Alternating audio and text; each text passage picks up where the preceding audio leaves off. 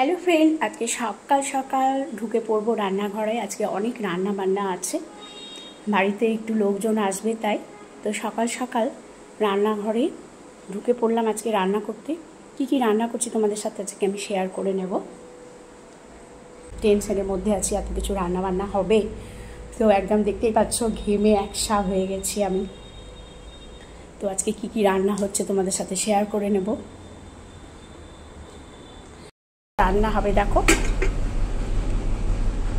এখানে পাবদা মাছ,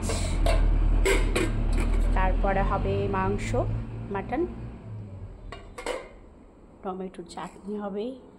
মশলাগুলো আমি সমস্ত কেটে রেখেছি, ছাড়িয়ে রেখেছি রসুন পেঁয়াজ।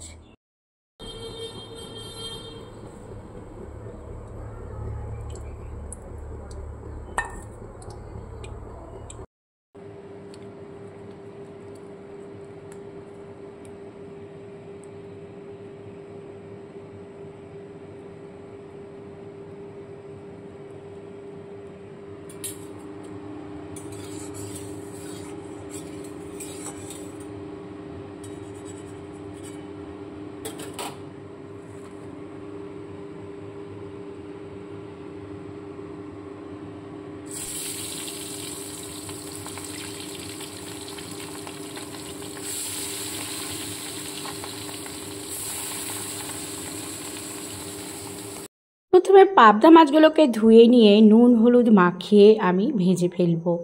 এদিকে টমেটোর চাটনিটা আমি চাপিয়ে দিয়েছি। টমেটোর সাথে এখানে আলু বখেরা আছে, সেগুলো দিয়ে একটা ভীষণ সুন্দর চাটনি আমি তৈরি করব। আজকে বাড়িতে কয়েকজন আসবে, তাই সকাল থেকেই রান্নাটা শুরু করেছি।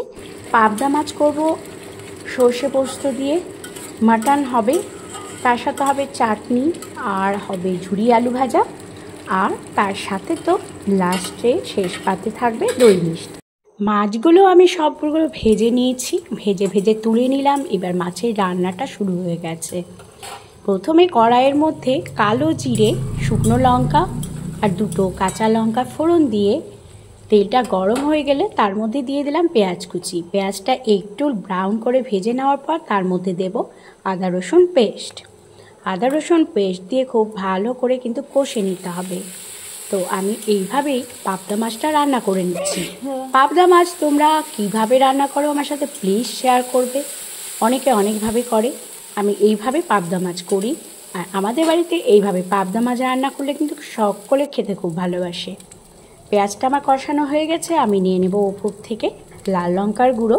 লাল লঙ্কার গুঁড়ো দিলে কিন্তু কালারটা বেশ সুন্দর হয়, দেখতে ভালো লাগে, খুব লোভনীয় লাগে। এইভাবে আমি ভালো করে পেঁয়াজের সাথে মশলাটা কষিয়ে নিচ্ছি, তার সাথে মাপ মতো লবণ হলুদও নিয়ে নিলাম। আমরা সকলেই তো বাড়িতে প্রায় ছোট ছোট পরিবারে থাকি, তাই বাড়িতে কোনো লোক আসলে না বেশ মজা হয়। আশা করি তোমাদেরও খুব ভালো লাগে। পরিমাণ মতো লাল লঙ্কার গুঁড়ো, নুন হলুদ সমস্ত দিয়ে এবার মশলাটাকে খুব ভালো করে কষিয়ে নেব। তার মধ্যে আদা রসুন পেস্টও দেওয়া হয়েছে। পাবদা মাছ এভাবে রান্না করলে কিন্তু দারুণ লাগে, আর সকলে কিন্তু তৃপ্তি করে খায়, শুকনো ভাতের সাথে খুব মজা লাগে।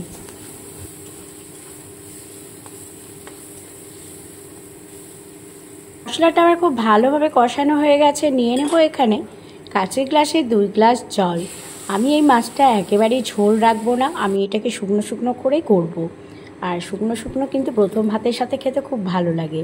আমি এখানে মাত্র 2 গ্লাস জল নিয়েছি, তারপরে খুব ভালো করে ফুটিয়ে নেব। ফুটিয়ে নেওয়ার পর আমি এখানে মাছগুলো একে একে সব দিয়ে দেব।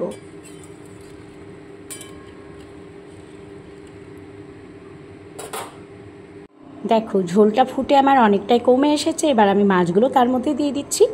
মাছগুলো দিয়ে আমি 5 থেকে 6 মিনিট খুব ভালো করে ফুটিয়ে নেব। ফুটিয়ে নেওয়ার পর এখানে আমি পোস্ত সর্ষে খুব ভালো করে পেস্ট করে রেখেছি, সেটাও দিয়ে দেব। তো আমি মাছটা দিয়ে 5 থেকে 6 মিনিট ভালো করে ফুটিয়ে নিচ্ছি। বাঙালিরা অতিথি আপ্যায়ন করতে ভীষণ ভালোবাসে। বাঙালিদের ঘরে ঘরে অতিথি আসলে বাঙালিরা যেমন নিজেরা খেতে ভালোবাসে পেট পুড়ে, তেমনই কিন্তু অতিথিদেরকেও পেট পুড়ে খাওয়াতেও খুব ভালোবাসেন। এটাই হচ্ছে বাঙালিদের একটা ঐতিহ্য। এবার মাটনটা আমি চাপিয়ে দিলাম। কড়াইয়ের মধ্যে নিয়ে নিলাম খানিকটা সর্ষের তেল। আমি মাটনের মধ্যে সমস্ত মশলাগুলো ভালো করে ম্যারিনেট করছি সেখানে আমি তেল দিয়ে দিয়েছি মাপ মতো। সেই জন্য আমি ফোড়নে অল্প একটু তেল দিচ্ছি। অল্প তেলের মধ্যে নিয়ে নেব তেজপাতা, শুকনো লঙ্কা আর গোটা গরম মশলা। সমস্ত কিছু দিয়ে একটু হালকা করে ভেজে নিচ্ছি।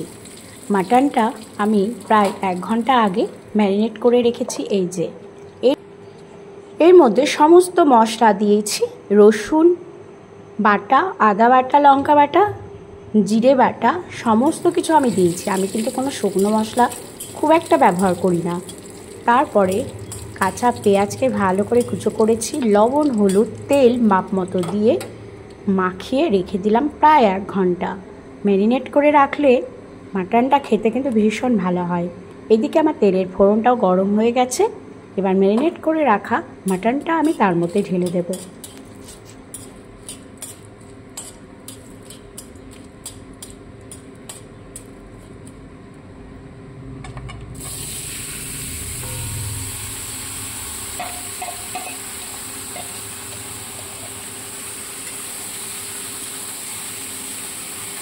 আমি এখানে মাটনটা ম্যারিনেট করে রাখার সময় বেশ খানিকটা পেঁপে দিয়েছিলাম।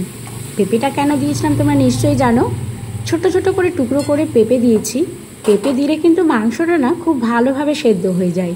তাই তোমাদেরকেও বলে রাখি, মাটন সেদ্ধ করতে চাইলে তার মধ্যে কিন্তু অবশ্যই পেঁপে দেবে। আর পেঁপে দিলে মাংসটা খুব ভালোভাবে সেদ্ধ হয়ে যায়, প্রেশার কুকার লাগে না। প্রেশার কুকারে সিটি দিলে মাংসের টেস্টটা খুব খারাপ লাগে, একেবারে গলে যায়।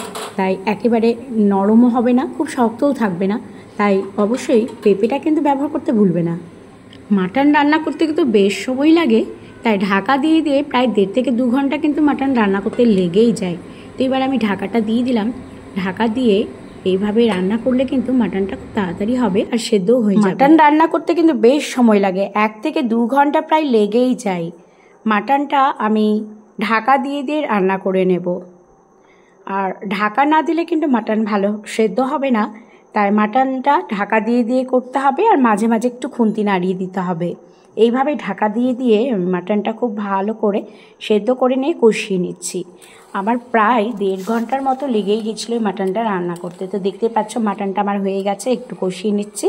ভীষণ সুন্দর কালারও এসেছে। এ পাশে আরেকটি বার্নারের উপর আমি চাপিয়ে দিলাম হাঁড়ি। সেখানে ভাতের জন্য আমি হাতের হাঁড়িতে জল চাপিয়েছি ঢাকা দিয়ে। এদিকে আমার মাটনটাও হয়ে গেছে। রান্না প্রায় শেষের দিকে। আমার ভাতটা চাপানো আছে। সকাল সকাল রান্না করেছি কারণ 12টা নাগাদ তারা ঢুকে পড়বে, 12টার সময় খাওয়া দাওয়া হবে। এদিকে একটু ঝুরি আলু ভাজা করে নিচ্ছি। ঝুরি আলুগুলো আমি খুব ভালো করে রাতের বেলায় কেটে রেখেছিলাম আর ধুয়ে খুব ভালো করে জল দিয়ে ফ্রিজের মধ্যে রেখে দিয়েছিলাম। তো বন্ধুরা, ঝুরি আলু ভাজা করলে এইভাবে যদি ফ্রিজের মধ্যে ঠান্ডা জলের মধ্যে রেখে দেওয়া যায়, তারপরে ফ্রিজ থেকে বের করে খুব ভালো করে সেগুলোকে শুকনো ন্যাকড়া দিয়ে মুছে ভাজানো, তাহলে কিন্তু একেবারে অনুষ্ঠান বাড়ির মতো ঝুরঝুরে ঝুরি আলু ভাজা হবে। এইভাবে শুকনো ন্যাকড়া দিয়ে একটু ভালো করে মুছে নিয়ে তারপরে ভেজে নিতে হবে। বন্ধুরা, লবণ দেওয়া কিন্তু একদমই চলবে। আলু ভাজাটা ভেজে নেওয়ার পর উপর থেকে একটু বিট নুন মাখিয়ে দিলেই হবে। তো আমার এইভাবে রান্নাগুলোর প্রসেস আমি তোমাদের সাথে একটু শেয়ার করে নিলাম। অনুষ্ঠান বাড়ির মতো ঝুরি আলু ভাজা করতে খুবই সহজ, একেবারে কোনো খাটনি নেই। তো এইভাবে সমস্ত অ্যারেঞ্জমেন্ট যদি আগে থেকে করে রাখা যায় তাহলে কিন্তু রান্না করতে বেশি দেরি লাগে না আর বিরক্তও লাগে না। এই ছিল আজকের আমার ব্লগ। ভালো লেগে থাকলে সাবস্ক্রাইব